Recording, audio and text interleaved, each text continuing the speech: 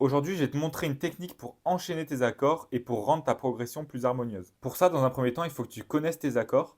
J'ai déjà fait un tuto dessus, mais je te réexplique rapidement. Si tu veux un accord majeur, tu pars d'une note et tu comptes 1, 2, 3, 4, et ensuite 1, 2, 3. Là, tu as ton accord majeur.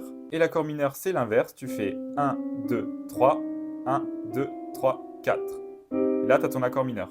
Maintenant, si je veux passer d'un Do majeur à un Sol majeur, au lieu de faire un grand déplacement comme ça, on va utiliser une technique bien particulière qui s'appelle la conduite des voix. Pour ça, il va falloir que tu identifies les notes que tu as en commun entre les deux accords. Donc notre premier, c'est Do majeur, Do, Mi, Sol. Et ensuite, Sol majeur, Sol, Si, Ré. Donc on voit qu'on a le Sol ici qui est commun aux deux accords. Du coup, au lieu de te déplacer comme ça, tu vas garder ce Sol à cet endroit-là et tu vas aller chercher les autres notes de ton accord de Sol majeur. Donc, dans Sol majeur, il y avait Si et Ré. Donc, on va tout simplement garder le Sol ici et venir jouer Si et Ré ici. Donc, on va faire.